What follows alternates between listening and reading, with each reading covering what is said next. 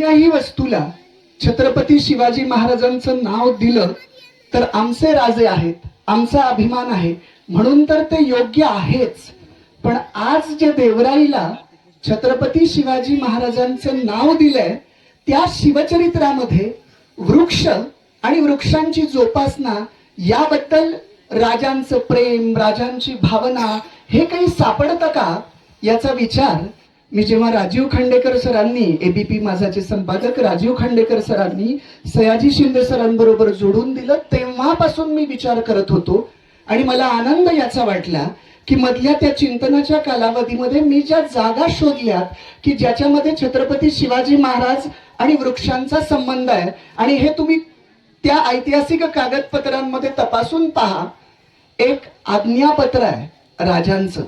तुम्हाला माहिती आहे त्या काळामध्ये आपल्या राजांकडे जे आरमार होतं ते औरंगजेबाकडे सुद्धा नव्हतं, आणि आरमाराच्या मजबूतीसाठी जहाजं बांधावी लागायची. नावा, गलबते, मचवे आणि या सगळ्यांना मोठ्या वृक्षांची लाकडं लागायची. असं असताना सुद्धा आमचे राजे या वृक्षांबाबतीत किती सहवेदनेनं, संवेदनशीलतेनं विचार करू शकतात. कोण राजे की ज्यांच्या स्वराज्य उभं राहत असताना औरंगजेबासारखा, अफजलखानासारखा, आदिलशाही, कुतुबशाही, मोगलशाही यांसारखं शत्रुत्व समोर आहे. असं सगळं असताना छोट्या छोट्या गोष्टींवर आमचे राजे विचार करतात.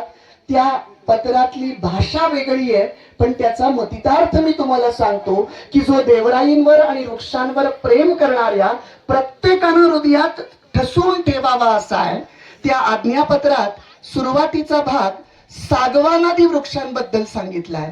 राजे असं म्हणतात की आरमाराच्या प्रयोजनासाठी लाकडं लागणार आणि त्यासाठी आपल्या राज्यामध्ये जी सागवानादी वृक्ष आहेत त्यांची तोड कशी कराल तर अनुकूल करून हुजुराच्या परवानगीनं ती घ्यावीत.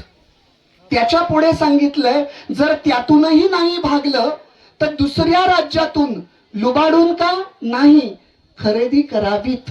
आणि त्या पुढचं जे आहे ते आपण सगळ्यांनी लक्षात ठेवावं असं आहे. त्यात ते म्हणतात की आरमाराच्या उभारणीसाठी आंबा, फणस ही मोठी वृक्ष आणि मोठ्या वृक्षांची लाकडं लागतात. जहाजाच्या आरमारीच्या उभारणीसाठी बघा ते मान्य करतात. काय